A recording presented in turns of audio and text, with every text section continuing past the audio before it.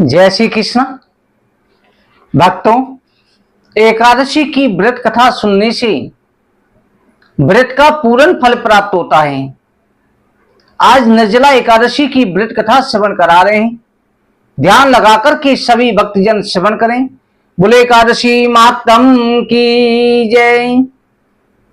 श्री भीमसेन व्यासी से बोले कि हे पिता में, भ्राता युधिष्ठिर, माता कुंती, द्रौपदी, अर्जुन, नकुल, सहदेव सभी मुझे एकादशी के दिन अन्न खाने को मना करते हैं, परंतु मैं उनसे कहता हूं भाई, भक्ति पूर्वक भगवान की पूजा तो मैं कर सकता हूं, दान भी दे सकता हूं, परंतु भोजन के बिना नहीं रह सकता।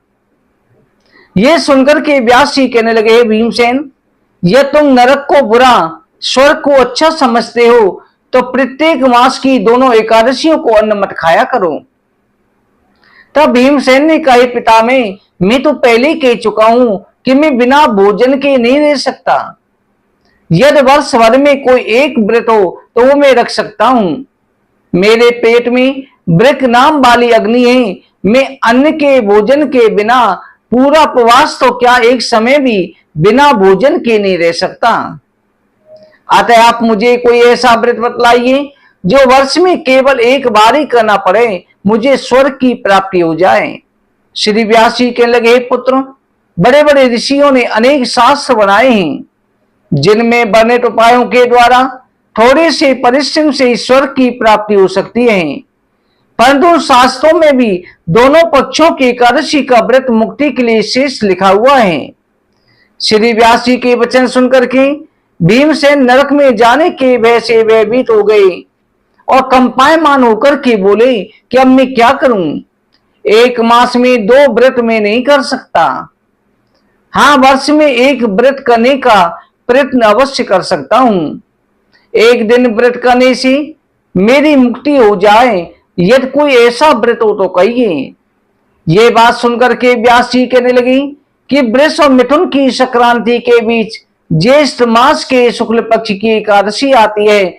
जब सूर्य मिथुन राशि में प्रवेश करते हैं तब इस एकादशी का आगमन होता है।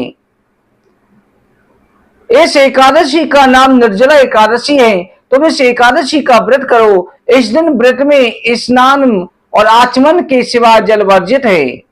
आचमन में 6 माह से जल से अधिक नहीं होना चाहिए, अन्यथा वो मद्यपान के समान हो जाता है। इस दिन भोजन नहीं करना चाहिए, क्योंकि भोजन करने से व्रत नष्ट हो जाते हैं। पर ध्यान रखें, अगर छोटा बालक है, 10 साल से छोटा है, या बुजुर्ग है, या बीमार है, अस्वस्थ है, उनके लिए कोई नियम लागू नहीं होता। वो जैसे चाहे वैसे रख सकते हैं। उनको किसी प्रकार का कोई नियम नहीं है। जो सामर्थ है, शक्ति है, उन्हें इस नियम का पालन अवश्य करना चाहिए।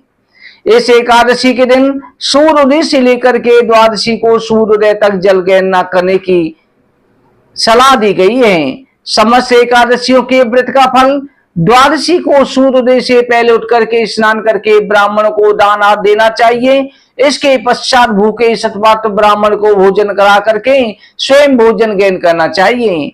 इसका फल 1 वर्ष की संपूर्ण एकादशियों के बराबर होता है। व्यास जी कहने लगे, भीमसेन, ये मुझको स्वयं भगवान ने बतलाया है। इस एकादशी का पुण्य समस्त तीर्थों दानों से बढ़ करके है। केवल एक दिन मनुष्य निर्जल रहने से पापों से मुक्त हो जाता है। जो मनुष्य निर्जला एकादशी का व्रत करते हैं, उनको मृत्यु के समय यमदूत आकर के नहीं घेते। भगवान के पार्षद उसको पुष्पक विमान में बिठा करके स्वर्ग को ले जाते हैं। अतः संसार जनों को ये सर्वश्रेष्ठ निर्जला एकादशी का व्रत अवश्य करना चाहिए। इस दिन ओम नमो भगवते वासुदेवाय इस मंत्र का उच्चारण करें और इस दिन गौदान करें या गौ की सेवा अवश्य करनी चाहिए। पितरों के नाम से भी इस दिन दान, शरबत, जल, फल का दान अवश्य करना चाहिए। व्यास जी की आज्ञा के अनुसार भीमसेन ने भी इस व्रत को किया। इसी कारण से इस एकादशी को भीमसेन या पांडवी एकादशी कहते हैं। निर्जला व्रत करने से प्रथम भगवान गणेश जी की पूजा करे, फिर भगवान की पूजा करे। भगवान, आज मैं निर्जला एकादशी का व्रत करूंगा, दूसरे दिन भोजन करूंगा। इस व्रत को श्रद्धा पूर्वक करूंगा। अतः आपकी कृपा से मेरे समस्त पाप नष्ट हो जाएं। इस दिन संकल्प लेना चाहिए। संकल्प की विधि की वीडियो भी डाल रखी है। इस दिन एक गड़ा वस्त्र से ढक करके स्वर्ण से दान करना चाहिए। जो मनुष्य इस व्रत को करते हैं उनको करोड़ पल सोने के दान का फल मिलता है। जो इस दिन यज्ञ आदि करते हैं उनका फल तो वर्णन नहीं किया जा सकता। इस एकादशी के व्रत से मनुष्य विष्णु लोक को प्राप्त होता है। जो मनुष्य इस दिन अन्न खाते हैं वो चांडाल के समान हैं, अंत में नरक में जाते हैं। ब्रह्म हत्यारे, मद्यपान करने वाले, चोर, गुरु के साथ द्वेष करने वाले भी इस व्रत को करने से स्वर्ग को चले जाते हैं, परंतु व्रत के साथ में उसके बाद पापों को त्याग देना चाहिए।